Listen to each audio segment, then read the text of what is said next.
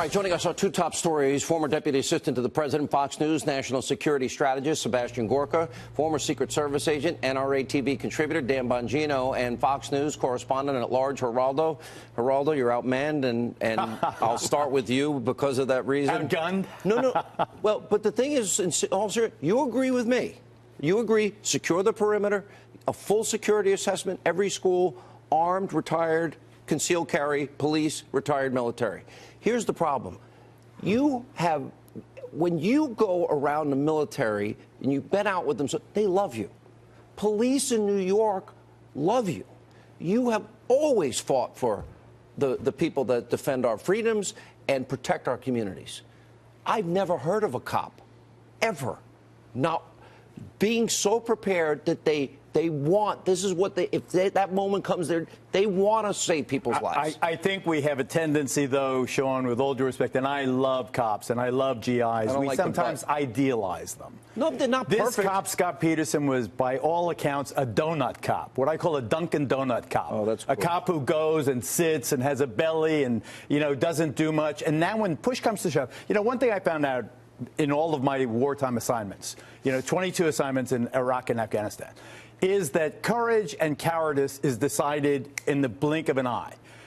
You never know how you're going to respond. Like the president said, he would charge in even if he didn't have he doesn't really know. You only know when it's... Well, he did have an incident that we know about. All right. What I'm saying is, it happens, you either chicken out or you charge in and you're a hero. A Medal of Honor, where they didn't ponder that, and we all have our own self-image. But they are trained, and mentally they prepare for those moments. That's what they train so hard for. That's what the investigation will reveal. Did this chief of the department, the Broward sheriff, Israel, did he have a protocol that insisted to his officers, as most departments have since Columbine in 1999, there's a school active shooter in a school, you run to the action. You don't wait for backup. You don't wait for the SWAT team. You don't secure the perimeter. You go in and try to save the children. If you don't take out the shooter, then maybe you'll stop the bleeding of one of the critically injured children involved. If he didn't give them that protocol, then Israel has to go.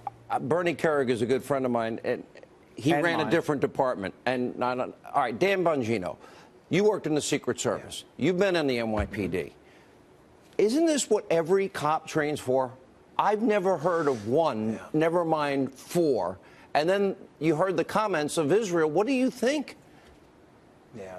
Well, I waited for a while to jump in this debate because I'm pretty confident Florida uses what they call the alert system for school security and responses to school shooting incidents. And, Sean, that system, I believe it involves multiple deputies going in. But here's the distinction. So I wasn't sure if it was the deputy waiting for someone else. But once the report started to come out that multiple deputies responded and still didn't go in, I just want to be clear on this. There is no response to school violence I know of out there that requires them not to go in, set up a perimeter, and wait. Everybody post-Columbine is pretty much taught to respond maximum to the problem right away, but even if you have to bypass away victims. The 39 times they're at this kid's house, or the Baker Act, which in Florida would allow them to institutionalize this kid. There's never been a case, see something, say something. We had every single sign, symptom, and evidence that this was the guy. Dr. Gorka. No. Look, I've said it before and I'll say it again, Sean.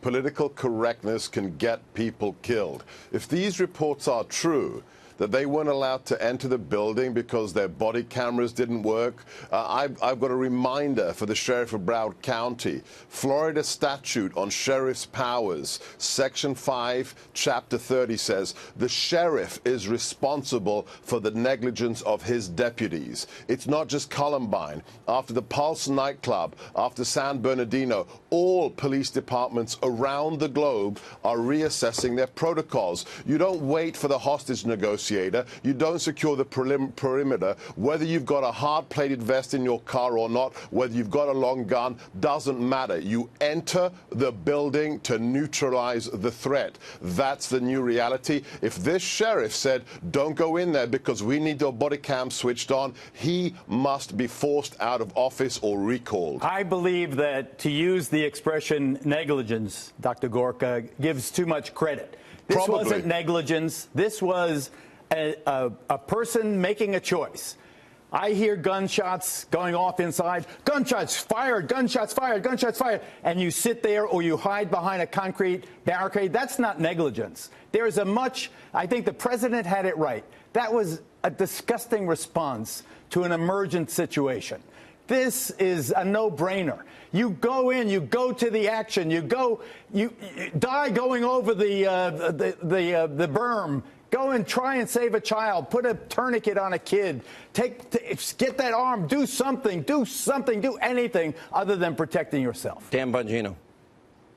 Yeah, well, listen, Sean, this is more of a reason to allow teachers to arm themselves if they're willing to engage in the training. But that's the point. They had the armed guard. That was Scott Peterson. That's right. That's exactly right. Wait. But if what I'm saying is if the teacher is there on the scene immediately, the cop had to respond from across the campus. It was a large campus. The teachers are right there. You know, sometimes when you need law enforcement in seconds, they're minutes away. I mean, unless this guy's an Olympic sprinter, I'm not absolving him. Listen, he clearly didn't respond the right way. He didn't go in the building. He did not go in the building. The shooter did go in the building. They were in the building. The teacher was already there. The shooter was in the building. Israel didn't teach these cops to close on the action. He should be fired. Dr. Geraldo, the teachers are already there. There's an issue with this question of arming teachers, especially if they're vets. You don't have to be, a tier 1 operator or a classified marksman. Where if there's one person in the building who's simply laying down fire in the direction of the perpetrator, I think it's a terrible idea. It's much harder to kill people. In San Bernardino, if San Bernardino, one person had been armed, if one person had been armed in San Bernardino, we might not have had 14 people killed. Dr. Gorka, is you need guards on every floor. You need the perimeter secure. You need a full threat assessment, security assessment. If we do that for every school and we have the manpower and they're on the floor, they're in the building, that's where they should be. Right. Totally agreed. Let's neutralize that threat. Yeah. All right. Thank you all for being with us.